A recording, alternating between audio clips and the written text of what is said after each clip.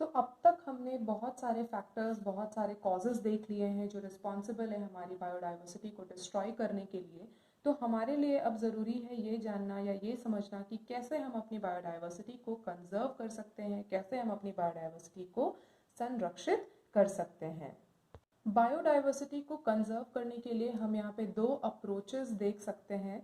सबसे पहला है इन सिटू कंजर्वेशन। अब सबसे पहले तो हमारे लिए ये समझना ज़रूरी है कि इन सिटू कंजर्वेशन होता क्या है। इन सिटू कंजर्वेशन का मतलब है ऑन साइट कंजर्वेशन, मतलब नेचुरल हैबिटेट में रहते हुए हम किसी पर्टिकुलर स्पीशी ऑफ ऑर्गेनिज्म को प्रोटेक्ट कर रहे हैं, उसको कंजर्व कर रहे हैं। इसको हम कहेंगे इन सिटू कंजर्वेशन। हम किसी भी तरह से एनिमल्स को या डिफरेंट स्पीशीज ऑफ ऑर्गेनिज्म को रीलोकेट नहीं करते।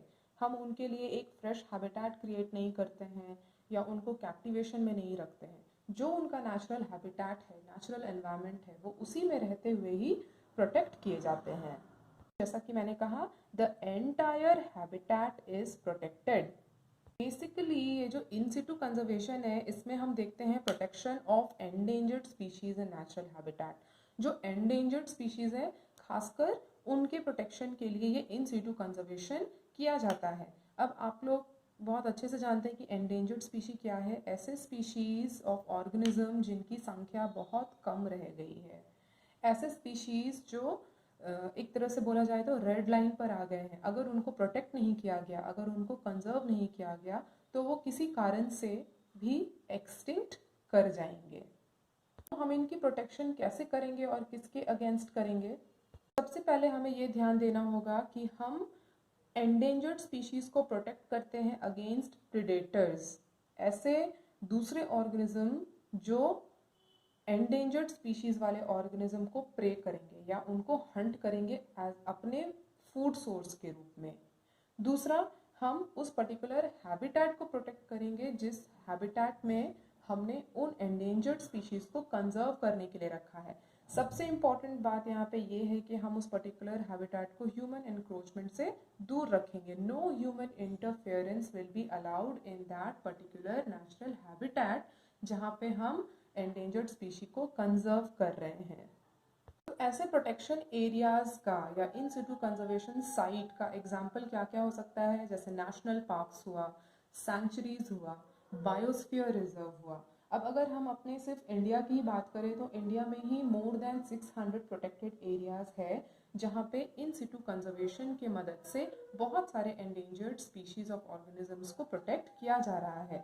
साथ ही साथ ये इंश्योर किया जाता है कि वो ब्रीड करे आपस में और बहुत सारे ऑफस्प्रिंग्स को क्या करे, रिप्रोड्यूस करें, ताकि जो वो एंडेंजर्ड कैटेगरी से बाहर निकल सके। दूसरा अप्रोच बायोडाइवर्सिटी को कंजर्व करने के लिए है एक्स सिटू कंजर्वेशन। ये इन सिटू कंजर्वेशन का टोटल ऑपोजिट है।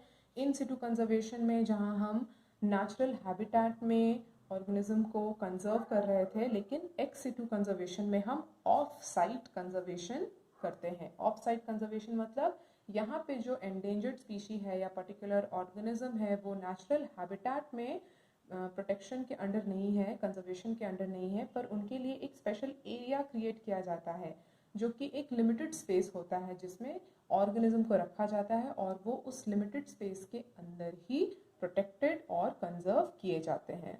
जैसा कि मैंने कहा, आर्टिफिशियल हैबिटेट क्रिएट किया जाता है और एनिमल्स का रीलोकेशन किया जाएगा। Animals will be relocated. वो नेचुरल हैबिटेट में सरवाइव नहीं कर पा रहे हैं क्योंकि उनके लिए बहुत सारे थ्रेट्स वहाँ पे प्रेजेंट है, इसलिए उनको रीलोकेट करके एक आर्टिफिशियल हैबिटेट में रखा जाता है जहाँ पे उनके सर्वाइवल को मॉनिटर किया जा सके। उनके सर्वाइवल के लिए जो भी चीज़ें नेसेसरी हैं वो उनको उसी प्रोटेक्टेड एरिया में क्या किया जाएगा, प्रोवाइड किया जाएगा और इंश्योर किया जाएगा कि वो हेल्दी रहें और प्रोटेक्टेड रहें।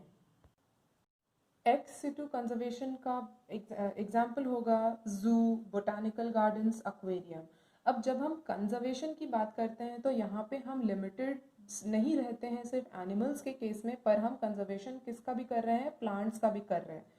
तो यहाँ पर एग्जाम्पल के थ्रू हम समझ सकते हैं कि जिस तरह से जू में हम एनिमल्स को कंजर्व कर रहे हैं, एक्वेरियम्स में हम डिफरेंट स्पीशीज ऑफ फिशेस या एक्वाटिक ऑर्गेनिजम्स को प्रोटेक्ट कर रहे हैं, उसी तरह से बोटानिकल गार्डन्स में हम डिफरेंट स्पीशीज़ ऑफ प्लांट्स, बहुत सारे ऐसे एंडेंजर्ड स्पीशीज़ ऑफ प्लांट भी है जिनको प्रोटेक्ट करना हमारे लिए ज़रूरी है, क्योंकि वो हमारे बायोडाइवर्सिटी का पार्ट है। तो इसीलिए उनके लिए special area as a botanical garden create किया जाता है, जहाँ पे उनको रेयर किया जा सके और उनके नंबर को इंक्रीज किया जा सके।